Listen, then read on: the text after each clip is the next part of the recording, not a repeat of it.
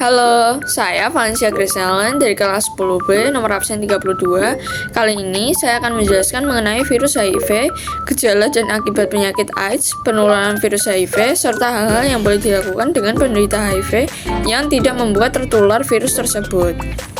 Nah, HIV dan AIDS itu sama nggak sih? Nah, HIV atau Human Immunodeficiency Virus itu menyerang kekebalan tubuh manusia. HIV itu berbeda dengan AIDS, Acquired Immunodeficiency Syndrome, atau kondisi yang timbul karena rusaknya sistem pertahanan tubuh karena virus HIV. Ketika HIV tidak diobati, sistem imun tuh menjadi sangat lemah sehingga berkembang menjadi AIDS.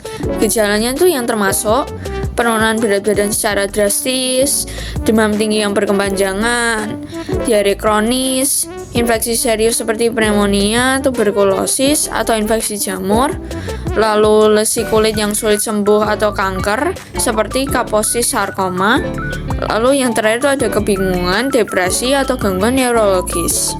Lalu selanjutnya ada akibat AIDS. AIDS itu menyebabkan tubuh kehilangan kemampuan melawan infeksi.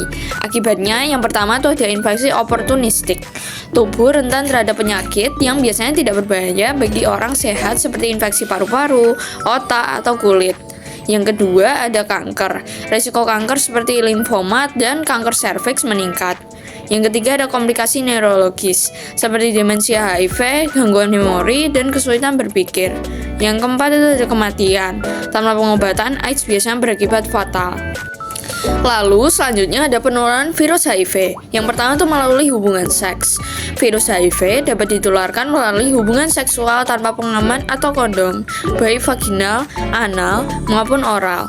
Jika salah satu pasangan terinfeksi, cairan tubuh seperti sperma, cairan vagina, atau daerah dapat membawa virus ke tubuh pasangan yang tidak terinfeksi.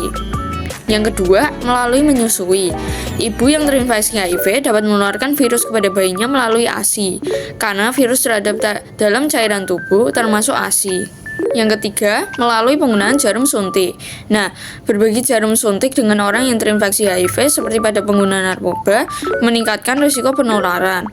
Nah, virus itu dapat masuk ke tubuh orang lain melalui darah yang terkontaminasi di jarum tersebut. Yang keempat, yang terakhir, itu melalui transfusi darah. Penularan juga dapat terjadi jika seseorang menerima darah yang terinfeksi HIV.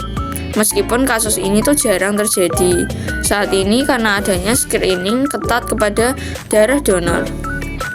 Lalu, hal yang boleh dilakukan dengan penderita HIV. HIV itu tidak menular melalui kontak sehari-hari. Jadi, Anda tetap aman dengan melakukan yang pertama, berbagi ruangan atau makanan bersama. HIV itu tidak menular melalui udara, air, atau makanan. Jadi, berbagi peralatan makanan juga aman. Yang kedua, ada berjabat tangan, pelukan, dan ciuman pipi. Kontak kulit seperti ini tuh tidak menularkan HIV. Lalu yang terakhir ada berenang di kolam yang sama. Virus HIV tidak dapat bertahan hidup di air atau kolam renang.